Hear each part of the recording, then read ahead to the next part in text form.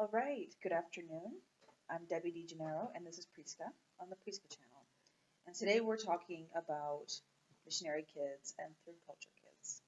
So Priska, let's start with you. If you can explain to our viewers, what is a missionary kid?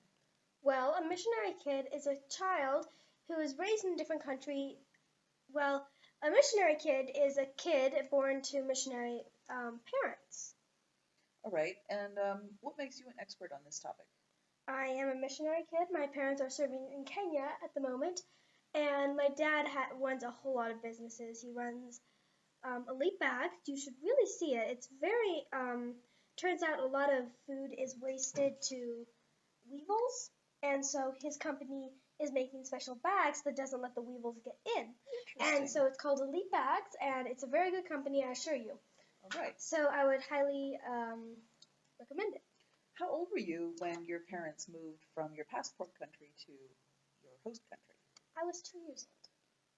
All right. With a 6-month-old my brother. Do you remember that move? No. Okay. Have you seen pictures of that move? Yes.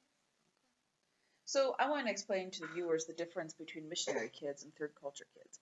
Missionary kids are one type of third culture kids, children who are born to parents who are serving a religious institution outside of their country of origin. Third culture kids, however, a broader category, are any children who are being raised in a culture that is different from their parents' home culture. Does that make sense? Yes. So, for example, army kids can be third culture kids, or the children of immigrants. For example, if a Somali family moves to the United States and they're raising their kids in the United States, those children are considered third culture kids. One of the hardest questions for a third culture kid to answer is the question, where are you from? Let's try this. Priska, where are you from? Well, sometimes I consider myself as an American African. I was born in America, but I was brought to Africa, and I've lived there for most of my life. I'm 11 years old, and I spent my 3rd grade year in America. I also spent my first 2 years in America.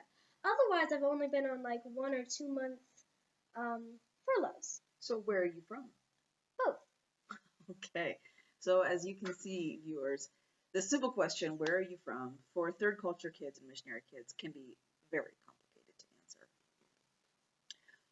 There are many perks to being third culture kids. Lots of things to make it an adventure, lots of things to make it desirable. One of the best things about third culture kids is that they have great global awareness and great perspective. Third culture kids have often done a lot of traveling. Priska, can you tell us, for example, what countries you've been to? Well, I've been to, I turned 4 in Italy, and I went to Turkey, Ireland, Switzerland. I've been to Britain, and of course, America, Kenya, Tanzania, South Africa, so on, so on, so on. Yeah, so that was not the states that Priska's been to, although she's been to a lot of different states in the United States.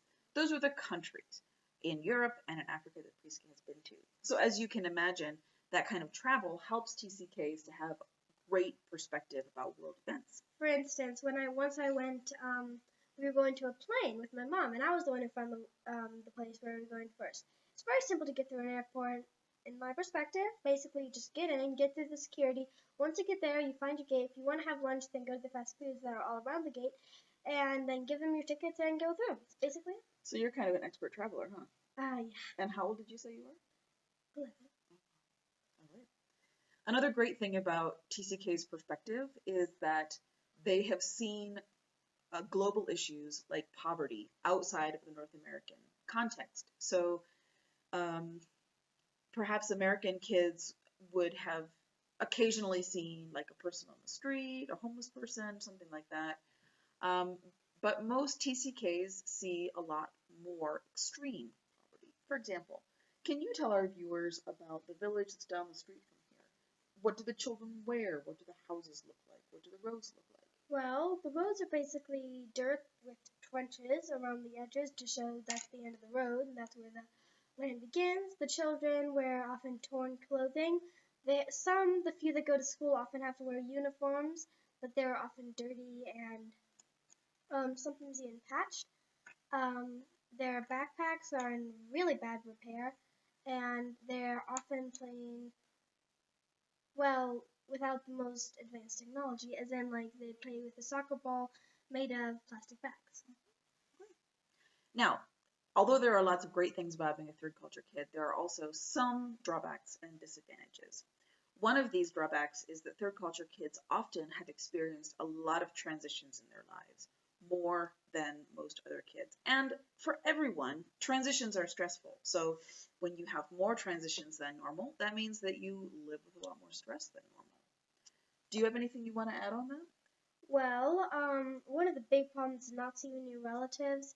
Our last cousins are moving away within a month, and so we will be left here in this vast continent with no cousins. Although my mother's cousins still live here, but there's still quite a bit of a drive.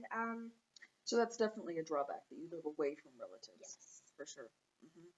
Another drawback is that it can be difficult for TCKs to be experts on the rules of their home culture, their passport culture, if they haven't actually grown up there.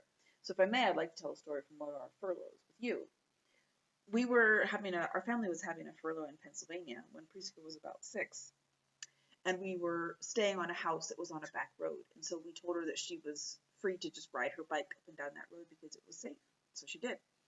But then the neighbors started complaining to us. There were a few other houses on that road. And what we found was that Priska was driving her bike down the road, and then she would drive into the driveway, up to the house, piddle around in the driveway, and drive back out. Well, Priska didn't realize that that's not the normal thing for Americans, because here in Nairobi, all compounds are fenced and gated. The understanding is kind of that anything that you have access to is public space. So you can't drive into people's driveways because there's a gate in front of the driveway. But you can drive anywhere in front of that gate on your bicycle. So when you're 6, it's not a big deal, but especially for teenagers, it can be really unnerving to feel like they don't know what the rules are, where the boundaries are, and what other people consider normal. Yes, that is definitely one of the drawbacks. So are we done? Well, in conclusion, I just wanted to ask you, Priska, would you say being a TCK is a good thing or a bad thing? Well, since I grew up as a TCK and not switch when I could remember, I'd say, and like I don't really have that much connection with America, so I would say, well, it's more on the good side. Okay. But if I had moved here at a slightly older age, I probably would have said different. So I'd say it's almost as if. All right. So as with anything in life, there are good sides and bads. And for Priska and her family, I hope that you have a great experience. Okay, thank you for joining us, and we are done with this interview. So, see you next time. Please like this video if you liked it, and subscribe to my channel. We're good. Out.